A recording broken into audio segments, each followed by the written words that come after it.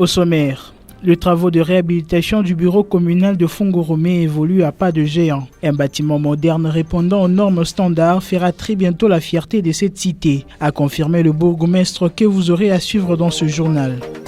Pollution de l'environnement encore une fois dans ce journal. Les habitants riverains de l'avenue Mangui lancent un cri de détresse aux autorités provinciales suite à une pollution prononcée sur cette avenue. Ils pointent du doigt l'entreprise indienne Mammoth d'être à la base de cette pollution. Le détail, c'est dans ce journal.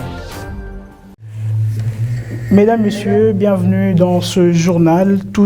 En social, le conduite d'eau placé à la cité Gécamine Kolwezi par la société Comus déplaise les habitants de cette cité qui, selon eux, ces conduites créent la pénurie d'eau potable et provoquent un sentiment de malaise pour cette population. Elle lance un cri d'alarme aux autorités provinciales. Reportage de Patient Kabamba.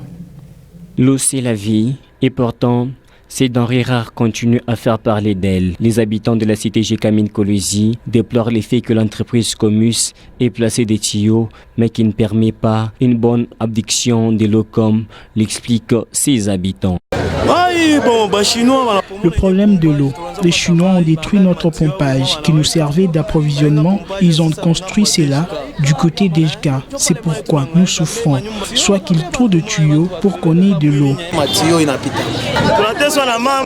On a tant souffert à cause de problèmes d'eau. Depuis que les Chinois ont placé ces tuyaux, il n'y a que 3 parcelles là que l'eau coule. Que le gouverneur s'implique de cette situation. S'il y a une des cités Gécamine qui était bien servie en eau, c'était la nôtre. Regardez comment les grandes personnes souffrent. Certaines personnes, hors caméra, pensent que la privatisation de l'eau à la régie des eaux permettra une bonne alimentation des sites denrées rares, d'où qui vivra verra.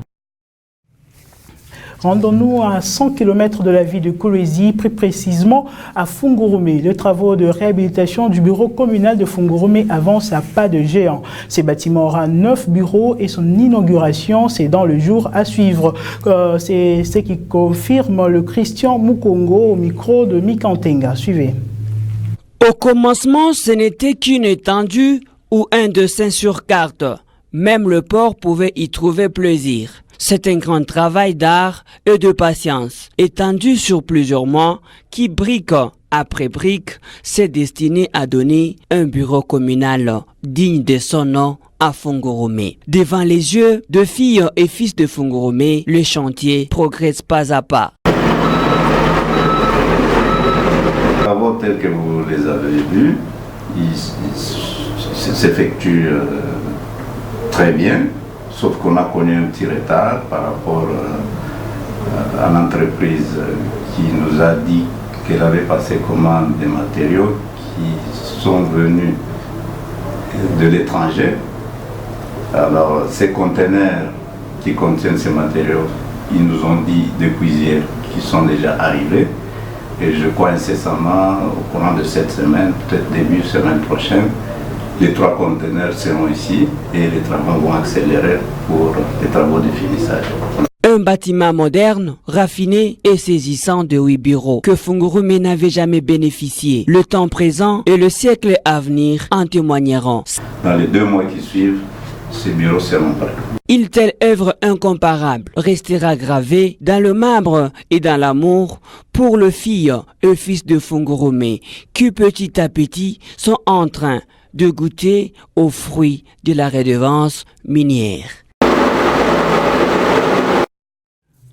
La jeunesse congolaise en général et l'Olabès en particulier vit dans une précarité extrême, beaucoup plus celle liée au chômage. Pour éviter tout cela, il serait primordial de transformer l'éducation. Sur ce, le commissariat de la jeunesse a regroupé les jeunes afin de les sensibiliser à l'occasion de la journée internationale de la jeunesse célébrée le 12 juillet de chaque année. Suivez.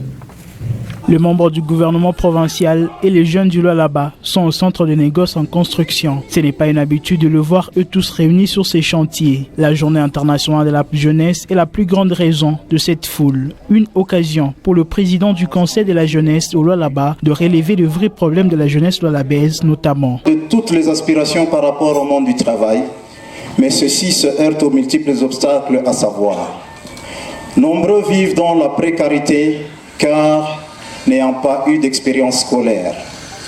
Certains ont dû arrêter les études à mi-parcours et travaillent dans l'économie informelle, tandis que d'autres ont terminé les études au niveau secondaire ou universitaire et se trouvent dans le chômage ou le sous-emploi. Ayant en charge l'entrepreneuriat de jeunes et l'émergence de la classe moyenne, Lydia Kapapa connaît parfaitement le problème qui traverse le futur cadre de la province. Le chômage est une préoccupation mondiale, affectant plus de 76 millions de jeunes gens à travers le monde. Aujourd'hui, les jeunes intégrant le marché du travail ont 3 fois moins de chances d'obtenir un emploi décent et cette situation qui ne fait que s'empirer inquiète le monde. Puis-je croire dur comme du fer que l'événement d'aujourd'hui va susciter des idées novatrices de la part des jeunes afin d'accompagner les autorités de la province dans la matérialisation du programme quinquennal gouvernemental.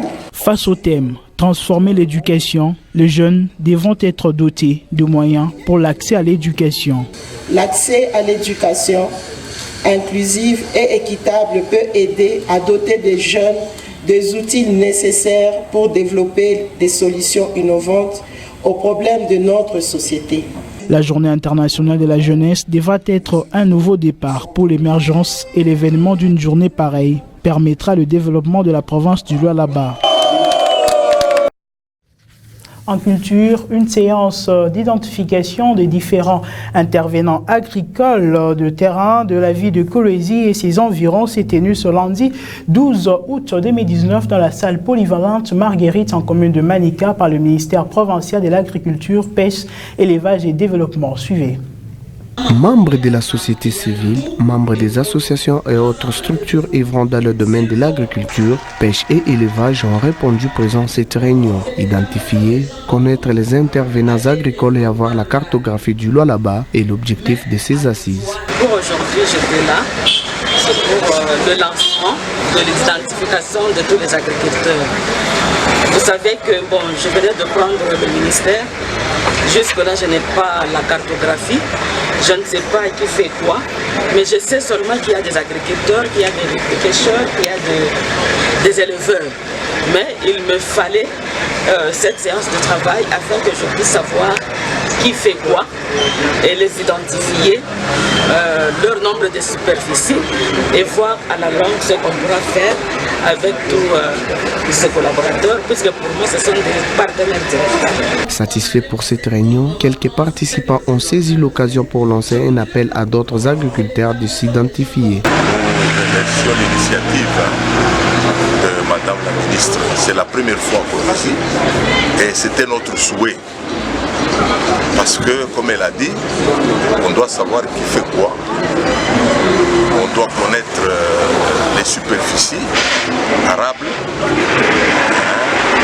pour qu'on puisse, à la fin d'une saison, faire un petit rapport et voir comment est-ce qu'on peut améliorer. C'est vraiment une bonne initiative. Nous félicitons cette initiative. On a posé une fondation, bien sûr, à ce qui concerne les agriculteurs, mais ce sera aussi une fondation à ce qui concerne toute la population du Lualaba. Finir avec l'importation de produits agricoles au Lualaba et les souhaits du ministre provincial de l'Agripel. La prochaine étape sera une descente sur terrain. En religion, le ministère Génération Joël a clôturé ce dimanche 11 août 2019 la 25e convention internationale qui s'est déroulée au boulevard du cercle récréatif de Manika en commune de Dilala. Plus de 11 000 fidèles ont rehaussé de leur présence à cette dernière journée. Maranatha, Jésus revient bientôt a été le thème de cette convention. Reportage de Freddy Sangwa rendu par Naomi Banza. Venus de tous les 4 coins du monde dans la ville de Kolwezi, chef-lieu de la capitale mondiale du cobalt, pour participer à la 25e convention du ministère Génération Joël, qu'elle organise chaque année. Un moment fort de louange, d'adoration et des cris de joie. Avant le message du jour, le visionnaire Réussite Mandakou a pris près de 20 minutes pour consacrer la nation congolaise entre les mains de l'Éternel Dieu. Par la suite, l'homme de Dieu n'a pas oublié de présenter toute la délégation qui sont venus assister à cette manifestation. Par la même occasion, il a aussi présenté les ministres de Dieu qui ont défilé du haut de la chaire pour nourrir le peuple durant toute la semaine. Le moment attendu par les peuples de Dieu est arrivé. L'orateur du jour a exploité le thème Maranatha, qui signifie « Jésus revient bientôt ». Face aux signes qui montrent la fin du temps, le fanfaron, les amis de l'argent, les amoureux du plaisir, l'homme de Dieu a exhorté les peuples qu'ils soient remplis du Saint-Esprit. Jésus revient. Il vient chercher son épouse qu'il a fiancée. Et la Bible nous parle de l'Esprit de Dieu que nous avons reçu comme prédote. Après la prédication, le ministre de Dieu a béni le peuple en faisant un appel aux fidèles souffrant de maladies incurables. Cette convention internationale est une bénédiction pour toute une nation. Les fidèles n'ont pas caché leur joie. On a retenu beaucoup de choses, mais une chose particulièrement attire mon attention, c'est le message qui nous appelle à travailler encore davantage par rapport au terme qui nous a été donné. On dit Maranatha, Jésus revient bientôt. En tout cas, un sentiment d'appétence, un sentiment de joie que nous sommes en train de manifester. Il est vrai que ça n'a pas été facile, se réveiller le matin, venir prier à l'heure des champions. Nous étions bénis et nous avons passé des moments en tout cas très agréables. Signalons que cette grande convention internationale de 2018-2019 a accueilli plus de 11 000 personnes. En éducation cette fois-ci, au moment où le finaliste du Lualaba festoie leur réussite aux épreuves des examens d'État, c'est ce lundi 12 août 2019 que 5000 finalistes de Béni et Ocha au Nord Kivu ont passé la session spéciale des dites épreuves qui se sont passées dans le calme. Reportage de nos confrères de Radio Okapi rendu par Sarah Katebe. Ils étaient là tous, 5000 élèves finalistes du secondaire, dont 51% des filles. Attendus, c'est lundi 12 août, à la session spéciale des épreuves d'examen d'État dans la ville de Béni et la commune rurale de Icha. Ferdinand Lusolo, l'inspecteur provincial de la province éducationnelle Nord Kivu 2, a lancé ce matin du 12 août cette série d'épreuves ordinaires programmées en juin, mais reportées à cause notamment de l'épidémie d'Ebola dans cette région. La cérémonie a été lancée par le maire de la ville de Béni au centre Béni 6 situé à l'Institut Kazuli-Zuli. Il a encore ajouté que toutes les dispositions ont été prises dans les 15 centres de Béni et Oicha pour empêcher une contamination ou propagation de l'épidémie à virus Ebola. Les épreuves d'examen d'État étaient reportées dans les écoles situées dans les sous-divisions de Béni et Oicha parce que la rentrée scolaire est intervenue tardivement dans ces deux entités scolaires. Un retard dû à l'insécurité et à la maladie à virus Ebola. En culture, après plusieurs tractations au sein de la musique lualabaise concernant l'organisation des structures musicales, les musiciens vont enfin procéder aux élections de leur comité qui pourra conduire la musique dans les prochains jours à venir. Patient Kabamba était à la rencontre de quelques artistes musiciens. Suivez. Mon grand souci majeur, c'est que tous les artistes du Lualaba puissent d'abord avoir cette opportunité-là d'apprendre d'abord la musique. Parce que c'est inconcevable de savoir un artiste de renommée provinciale qui ne connaît même pas sa propre chanson, c'est dans quelle note de musique. Et ça, c'est inconcevable. Je pense que moi, ce que je peux apporter, c'est mon soutien et mon aide par rapport au contact que nous avons pour faire venir les grands noms de la musique ici au Lualaba, faire du recyclage de nous tous en commençant par moi-même pour que nous puissions savoir ce que nous faisons. La musique, c'est quoi?